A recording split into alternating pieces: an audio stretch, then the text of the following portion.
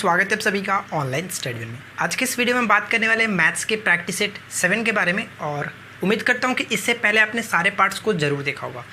इस वीडियो में हम लोगों ने जो भी क्वेश्चन देखने वाले हैं वो काफ़ी चुनिंदा प्रश्नों में से एक है, क्योंकि इसी टाइप के क्वेश्चन आपके आने वाले एग्जाम्स में भी पूछे जाएंगे और पहले भी कई बार पूछे जा चुके हैं। तो इस वीडियो को आप लास्ट तक ज़रूर देखिए, चाहे आप किसी भी गवर्नमेंट एग्जाम्स की प्रिपरेशन कर रहे हैं। अगर आप मैथ सच में सीखना चाहते हैं तो आप इस वीडियो को रेगुलर फॉलो करते रहिए, इस सीरीज को फॉलो करते रहिए। तो चलिए शुरू करते हैं और सबसे पहला क्वेश्चन देखिए क्या कह रहा है। फर्स्ट क्वेश्चन ये दिया कि n = 7 + 4√3 दिया गया, तो हमसे पूछा है कि √n + 1/√n का वैल्यू क्या होगा। कैसे करेंगे इस क्वेश्चन को, तो देखिए हमारे पास क्या लिखा गया कि n की जो वैल्यू लिखेगी वो 7 + 4√3 दिखा गया है, लेकिन हमसे जो पूछा जा रहा है वो n + 1/√n, इसकी वैल्यू हमसे पूछा जा रहा है। कैसे करेंगे, तो हम ये मान करके चलते हैं, ध्यान दीजिएगा, हम ये कर लेते हैं कि इतना के बराबर हम p लिख लेते हैं, यानी कि √n और प्लस 1/√n = p, यानी कि मान लेते हैं कि इसकी कोई वैल्यू जो कि वो p के बराबर आएगा। अब हम यहाँ पे क्या करते हैं कि दोनों तरफ इसी का स्क्वायर कर लेते हैं। ठीक है, ध्यान दीजिएगा, अगर मैं दोनों तरफ स्क्वायर करूँगा तो n + 1/n प्लस में 2 और = में p² हो जाएगा। ठीक है, हो जाएगा कि नहीं हो जाएगा, कोई दिक्कत नहीं। अब इसके बाद हम क्या कर सकते हैं, तो ध्यान दीजिएगा कि n + 1/n = मैं लिख सकता हूँ कि p² - में 2। यहाँ तक लाने के बाद अब इसको मैं थोड़ा सा यहाँ पे छोड़ता हूँ। अब हम यहाँ पे चलते हैं। क्वेश्चन हमारे पास लिखा गया था कि n + 7 + 4√3, तो हम लिख सकते हैं कि 1/n की वैल्यू क्या होगी। 1/ अगर n की वैल्यू देखें तो 7 7 49, 4 4 16 48, यानी कह सकते हैं कि 7 - 4√3 हो जाएगा। ठीक है, अगर इसका 1/n कीजिएगा तो आप इसका रेशनलाइजेशन करना पड़ेगा, यानी कि हर परिमेयकरण करेंगे तो हमारा जो नीचे आएगा 1/n की वैल्यू 7 - 4√3। ठीक है, अब हम यहाँ पे क्या करते हैं कि इन दोनों वैल्यू को पुट करते हैं, यानी कि n की जगह पे इतना रखेंगे, 1/n की जगह पे इतना रखते हैं।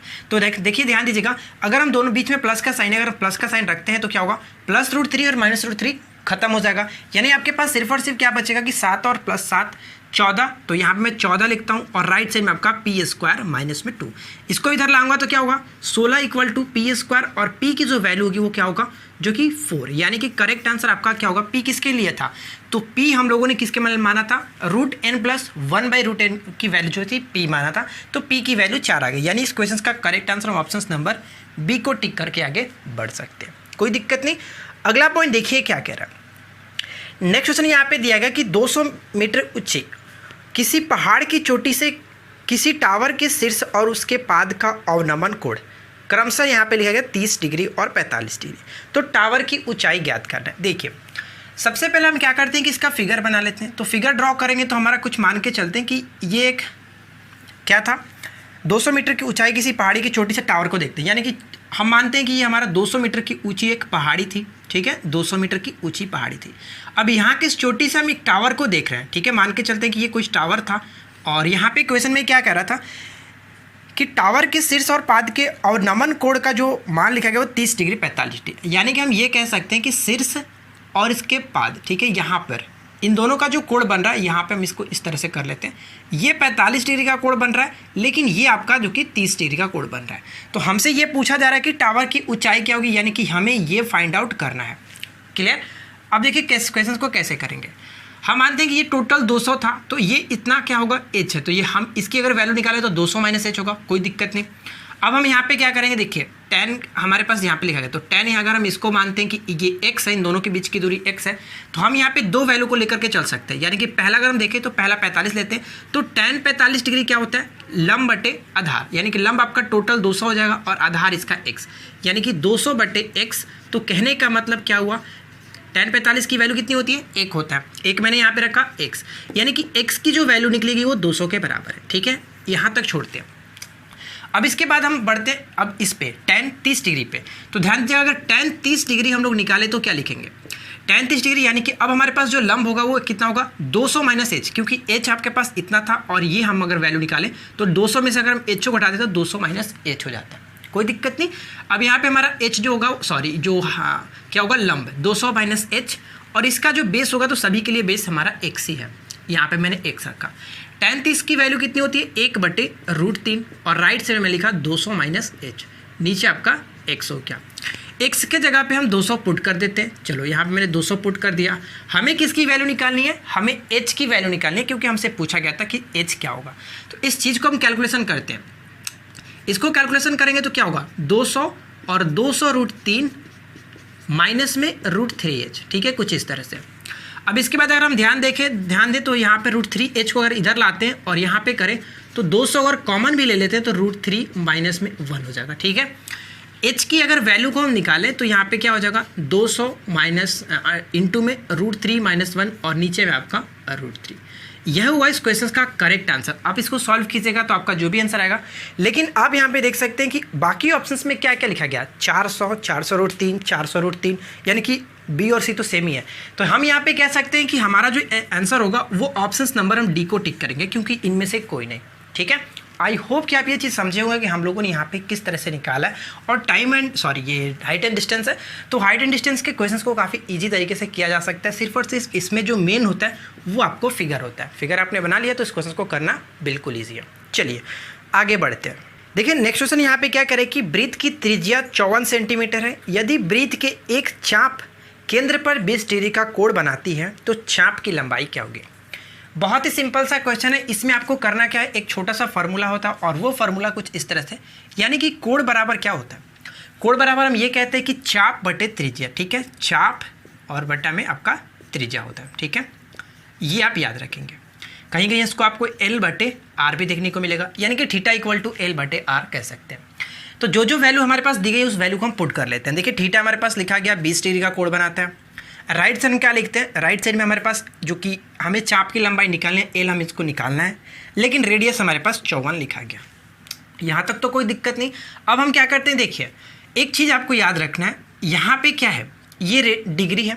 डिग्री को हम रेडियन में कन्वर्ट करेंगे, क्योंकि हमारे पास जो ऑप्शंस लिखा गया डिग्री में नहीं लिखा गया, रेडियन में आपको चेंज करना पड़ेगा। तो इसके लिए 2 फार्मूला होता है। पहला तो क्या होता है कि एक रेडियन बराबर क्या होता है? एक रेडियन बराबर क्या होता है? 180/पाई, ठीक है। एक रेडियन बराबर 180/पाई। एक होता है कि एक डिग्री बराबर कितना रेडियन? तो π/180। ये आप याद रखेंगे, इतना रेडियन होता है, ठीक है, इतना रेडियन होता है। तो हमें यहाँ पे क्या करना है कि डिग्री को रेडियन में कन्वर्ट करना है। क्लियर? तो हम यहाँ क्या करते हैं कि एक डिग्री का वैल्यू π/180 होता है, तो 20 डिग्री की कितनी होगी? तो 20 में गुना कर देंगे इतना से। तो चलिए गुना करते हैं। 20 गुने π/180 और राइट साइड में आपका L/54, ठीक है। पाई की जगह पे क्या होता है? 22/7, तो मैंने 22/7 यहाँ पे रखा। नीचे आपका 180 है, राइट साइड में L/54, ठीक है। अब यहाँ पे क्या करते हैं? 18 से घटा लेते हैं। 18 × 54 और 18 दहिया 110, ठीक, 180, ठीक है। अब यहाँ पे देखिए 10 दूना 20, ये खत्म हो गया। अब आपके पास क्या बचा है? यहाँ पे ऊपर देखिए 44 से नीचे 7 है, इधर आपका L/3 है। तो यहाँ पे हम क्या कर सकते हैं? ये तीनों गुना हो जाएगा, यानी कि 22 दूना 44, और 44 में अगर हम 3 से गुना कर देते हैं, नीचे हमारे पास 7 बचा, राइट साइड में L के बराबर है। तो 44 दिया कर लेते हैं, कितना होता है? 4 × 12, 4 × 12 और 1 13, यानी कि 132/7, राइट साइड में L।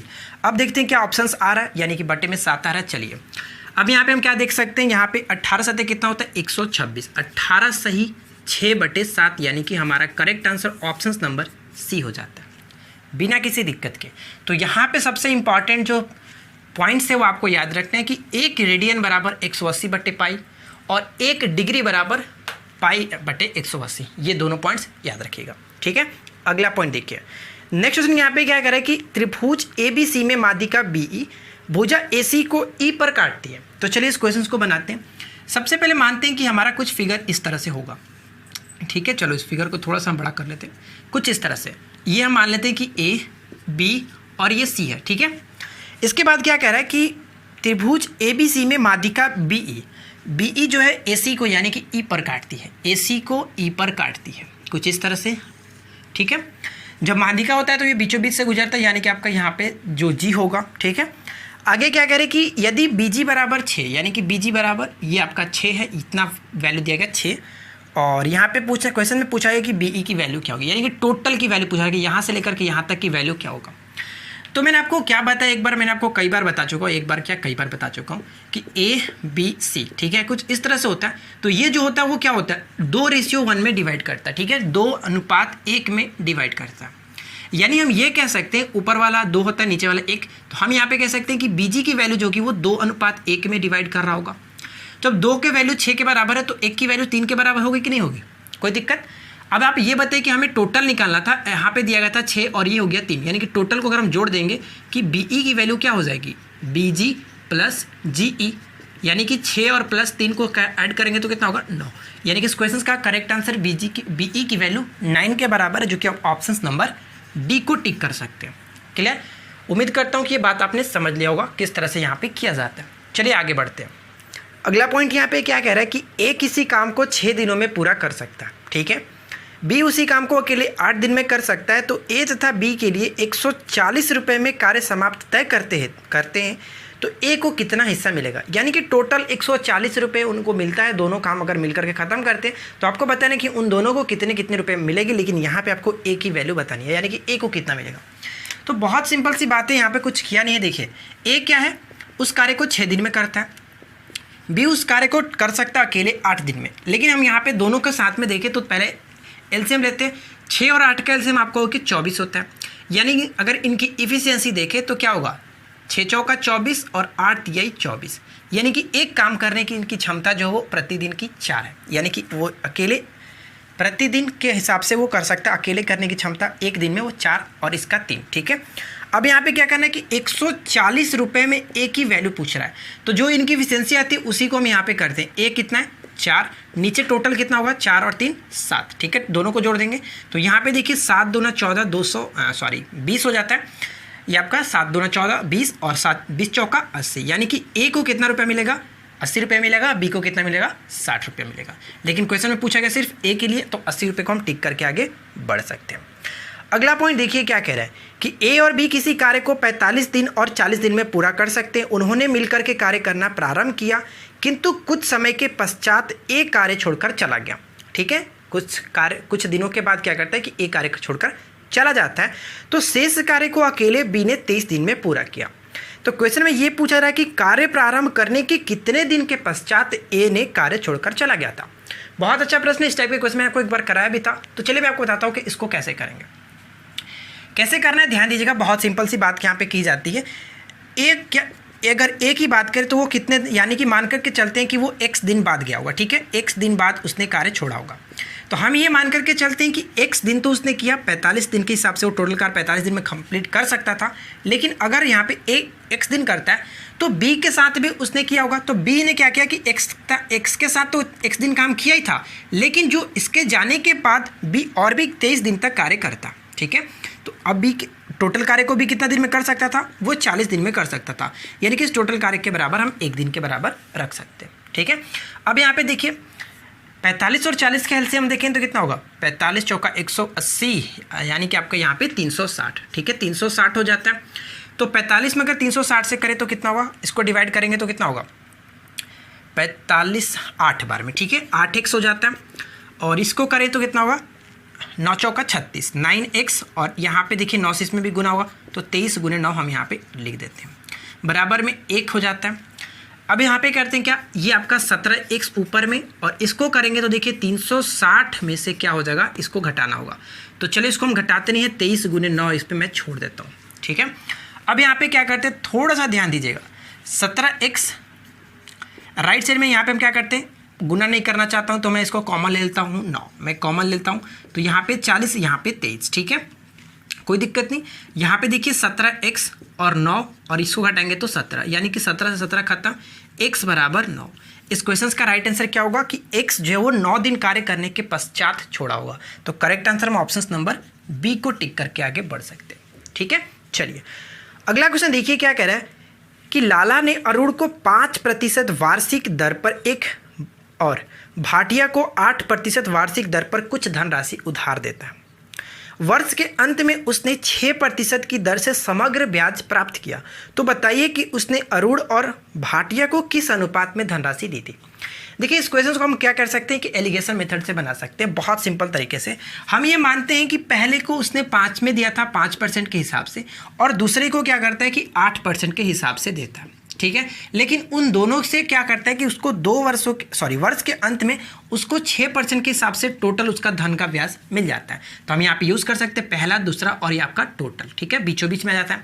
अब आपको पता है कि इंडिकेशन में क्या होता है कि इसमें से इसको हटा करके यहाँ पे 2 लिखते हैं और इसमें से इसको हटा करके 1 लिखते हैं। तो बताइए कि कितना का अनुपात बना, 2:1 का बना कि नहीं बना। लेकिन अगर आप इसको बनाना चाहेंगे उस पर तो थोड़ा सा आपको प्रॉब्लम हो सकता है, आपको यही बनाना इसी तरह से बेस्ट मेथड है, ठीक है। चलिए आगे बढ़ते हैं। देखिए नेक्स्ट क्वेश्चन यहाँ पे क्या कह रहा है कि 25 लीटर के एक मिश्रण में अम्ल का पानी से अनुपात 4:1 है। मिश्रण में अतिरिक्त 3 लीटर पानी मिलाया जाता है, तो आपको ये बताना है कि नए मिश्रण में अम्ल का पानी से क्या अनुपात होगा। बहुत ही छोटा सा प्रश्न है। देखिए टोटल हम मानते हैं कि पहले 25 लीटर था, ठीक है। 25 लीटर में क्या है कि 4:1 का अनुपात है, एसिड और किसका, एसिड और वाटर का, ठीक है। ये तो 4:1 का मतलब क्या है कि 20:5 है, कोई दिक्कत नहीं। यानी कि इसमें 25 लीटर में आपका 20 लीटर क्या है, एसिड है, और तो 5 लीटर वाटर है। लेकिन क्वेश्चन में ये कह रहा है कि मिश्रण में अतिरिक्त 3 लीटर पानी मिलाया जाता है, तो यानी कि इसकी मात्रा +3 बढ़ाई जाती है, लेकिन इसकी मात्रा कोई प्रॉब्लम नहीं है। तो हम यहाँ पे क्या करते हैं कि 20 तो ये पहले से, लेकिन अब इसमें 8 हो जाता है। तो यहाँ पे क्या कर सकते हैं, ये आपको देखिए 4 दूना 8, 4 25 20, यानी कि 5:2 हो जाएगा नया मिश्रण। यानी कि करेक्ट आंसर हम ऑप्शन नंबर 1 को टिक करके आगे बढ़ सकते हैं। ध्यान दीजिएगा यहाँ पे जो क्वेश्चन में पूछा जाता है, अगर आप गलती कर दोगे 2:5 तो बहुत बड़ी मिस्टेक होती है, तो ध्यान रखेंगे, ठीक है। अगला क्वेश्चन देखिए क्या कह रहा है कि रमेश ने एक समावधि जमा में साधारण ब्याज की 10% वार्षिक दर पर 15,600 रुपये जमा किया, ठीक है, 15,600 रुपये जमा किया। प्रत्येक दूसरे वर्ष के बाद वह अपनी ब्याज से प्राप्त आय को मूलधन में जोड़ देता है, ठीक है। इतना करते हैं पहले, उसके बाद हम लोग पढ़ेंगे आगे। तो देखिए हम यहाँ पे पहले एसआई निकाल लेते हैं। एसआई निकालेंगे कितने पे, तो हमें 15,600 का निकालना है। 15,600 का कितना परसेंट, 10% के हिसाब से, और प्रत्येक 2 वर्ष पे बोला जा रहा था कि प्रत्येक 2 वर्ष के बाद, यानी कि हम 2 वर्ष पे निकाल लेते हैं।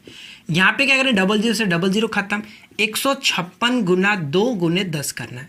यानी हम ये कह सकते हैं 6 दूना 12, 15 दूना 30 और 3120 रुपया उसको साधारण ब्याज मिलता है। लेकिन क्वेश्चन में एक चीज़ और कह रहा था कि साधारण ब्याज को प्रत्येक 2 वर्ष के बाद वो अपनी ब्याज से प्राप्त आय को, ब्याज से जो भी प्राप्त आय होती है उसको मूलधन में जोड़ देता है। यानी कि मूलधन में जोड़ने का मतलब 3120 को क्या करेंगे कि 15,600 में जोड़ देते हैं। तो अब ये कितना हो जाएगा, 0 2 7 5 3 8 और 187, ठीक है। 187 ये 20 हो जाता है। अब क्या करता है कि इसको देखिए, ध्यान दीजिएगा, जोड़ देता है तीसरे और चौथे वर्ष का ब्याज क्या होगा। यानी कि हम यहाँ जैसे कि प्रत्येक 2 वर्ष के बाद हम लोग निकाल रहे थे, तो चौथे वर्ष का ब्याज निकाल लेते हैं। तो अब हमारे पास टोटल धन कितना आ गया, 18,720। अब क्या कर रहा है कि ये प्रत्येक 2 वर्ष पे पूछा जा रहा था, हम ये कर लेते हैं कि 18,720 का 10% और अगले 2 वर्ष यानी कि 2 वर्ष के पश्चात फिर से निकालना होगा। तो हम यहाँ पे 00 से 00 घटा देंगे। अब यहाँ पे गुना कर लीजिए, 1872 को 2 से करेंगे तो 2 दूना 4, 7 दूना 14, 18 दूनी की 36 और ये आपका 37, यानी कि 37 44 करेक्ट आंसर हो जाएगा, जो कि ऑप्शन नंबर हम सी को टिक करके आगे बढ़ सकते हैं, ठीक है। चलिए अगला क्वेश्चन ट्राई करते हैं। अगला क्वेश्चन क्या कह रहा है कि दिलीप एक रेडियो उसके मूल्य के 3/4 मूल्य पर खरीदता है। यानी कि दिलीप जो है वो दुकान पर अगर गया होगा तो दुकानदार ने उसको क्या बोला होगा कि 100 रुपये, तो पहले हमारे मान के चलते हैं कि 100 रुपये दाम था, लेकिन दिलीप ने क्या किया कि सिर्फ और सिर्फ उस मूल्य के 3/4 मूल्य को चुका करके उस रेडियो को खरीदता है। यानी कि इसका अगर हम 3/4 देखें तो कहने का मतलब ये कि दिलीप ने उस रेडियो को 75 रुपये में खरीदा होगा। 3/4 का मतलब 75 रुपये में खरीदा होगा। आगे क्वेश्चन ये कह रहा है कि उसे उसके मूल्य से 20% अधिक पर बेच देता है। यानी कि खरीदा तो उसने 75 रुपये में, लेकिन दुकानदार ने उसको जो 100 रुपये बताया था, इससे क्या करते हैं कि 20% एक्स्ट्रा उसको प्रॉफिट कमा करके 120 रुपये में बेच देता है। 100 रुपये का दाम था लेकिन उसने 120 रुपये में बेच दिया। तो अब आपको ये बताना है कि उसका लाभ मूल्य क्या होगा। खरीदा उसने 75 रुपये में, बेच रहा है 120 रुपये में, तो कितने रुपये का लाभ हो रहा है। तो आप कहोगे कि टोटल 25 और यहाँ पे 20, 45 रुपये का लाभ हो रहा है। 45 रुपये का लाभ तो हो रहा है कितने पे, तो आप ये कहो कि 75 रुपये पे वो 45 रुपये का लाभ कमा रहा है। वाह दिलीप भैया वाह, ठीक है। अब यहाँ पे देखिए, इसको हम घटाते हैं। 25 तिहाई 75, 25 चौका 100, 15 तिया 45, यानी कि 15 चौका करेंगे तो 60% बिल्कुल करेक्ट आंसर हो जाता है। वाह, 75 रुपये में खरीद कर 120 रुपये में बेच दिया 60% के प्रॉफिट के साथ, तो ये कहते हैं दिमाग, ठीक है। चलिए अगला क्वेश्चन देखिए क्या कह रहा है कि एक व्यापारी के पास 50 किलो चीनी है, जिसमें से वह कुछ भाग 8% के लाभ पर बेचता है और 18% पर बाकी बेच देता है। ठीक है, और उसे पूरे सौदे में 14% का लाभ हुआ। तो आपको ये बताना कि 18% लाभ पर बेचा गया मात्रा पता कीजिए। तो देखिए, हम ये मानते हैं कि हमारे पास टोटल 50 केजी था। ठीक है, 50 केजी को वो क्या करता है कि पहले 8% के लाभ पर बेचता है। तो हम मानते हैं कि 50 में से कुछ जो हिस्सा होगा, x जो हिस्सा होगा, 8% के लाभ पर बेचा होगा। क्लियर। लेकिन अगला जो हिस्सा होगा यानी कि 50 में से x जो शेष होगा उसको क्या करता है कि 18% के प्रॉफिट पर बेचता है। लेकिन पूरे सौदे पे उसके क्या होता है, यानी कि 50 रुपये पे उसको 14%, ठीक है, हाँ 14% का प्रॉफिट होता है। ये क्वेश्चन में पूछा जा रहा है। अब कैसे करेंगे तो ध्यान दीजिएगा, यहाँ पे हम क्या करते हैं, बस इसका कैलकुलेशन कर लेंगे। 8x बटे 100 यहाँ पे हो जाता है, 18 पचे कितना होगा 90, यानी कि 900 माइनस 18x नीचे आपका 100। राइट साइड में आपका था 14 पचे 70 हो जाएगा, और यहाँ पे आपका नीचे में x। ठीक है, अब यहाँ पे हम क्या करते हैं कि दोनों का एलसीएम लीजिए, तो दोनों का एलसीएम हो जाएगा 100, और यहाँ पे देखिए 900 माइनस में हो जाएगा 10x, राइट साइड में 700 बटे 100। इस जीरो से इस जीरो को मैं खत्म करता हूँ। अब क्या करता हूँ कि 900 में से अगर हम 700 घटा देंगे, 900 यहीं पे रखेंगे, 700 इधर लाएगा, तो ये आपका 200 बराबर में 10x हो जाता है। यानी कि x की जो वैल्यू होगी वो क्या होगा 20%, सॉरी ये आपका केजी निकला था ना, यानी कि 20 केजी उसने जो कि 8% के प्रॉफिट में बेचा था। लेकिन क्वेश्चन में क्या पूछा है कि 18% लाभ वाला बताइए। तो 18% लाभ वाला यानी कि 50 माइनस x होगा, तो 50 माइनस 20 करेंगे तो क्या होगा 30 केजी। इस क्वेश्चन का करेक्ट आंसर है, जो कि हम ऑप्शन नंबर ए को टिक करके आगे बढ़ेंगे। ठीक है, चलिए अगला क्वेश्चन ट्राई करते हैं क्या कह रहा है। देखिए नेक्स्ट क्वेश्चन यहाँ पे क्या कह रहा है कि 2 रेलगाड़ियाँ पटना से रांची के लिए क्रमशः 6 बजे और 6:30 बजे अपराह्न 60 किलोमीटर प्रति घंटा एवं 75 किलोमीटर प्रति घंटा की चाल से चलती है।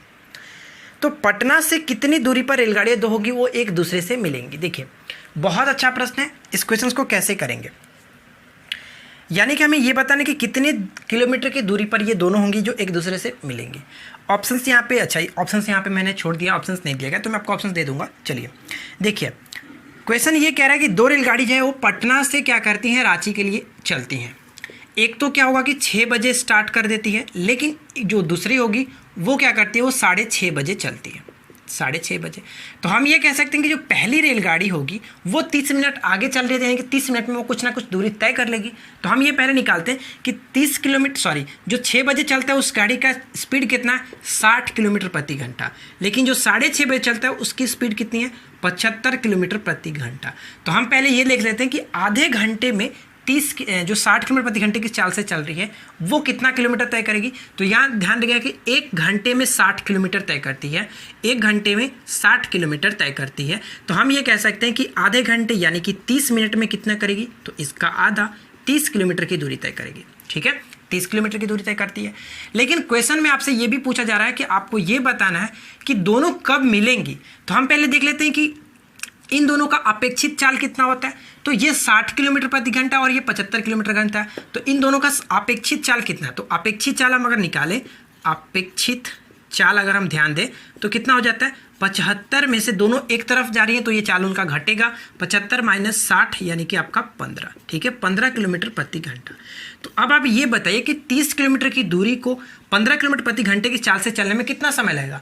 तो आप बोलोगे कि t बराबर 2 घंटे का समय लगेगा। 2 घंटे का समय लगता है, तो 2 घंटे में 75 किलोमीटर की दूरी से जब स्पीड से चलेगा तो वो कितने देर के बाद यानी कि कितना किलोमीटर तय करेगा, तो 75 दूना 150, यानी कि 150 किलोमीटर की दूरी के बाद वो दोनों ट्रेन होंगी एक दूसरे से मिलेंगी। ठीक है, तो ये था इस क्वेश्चन का करेक्ट आंसर।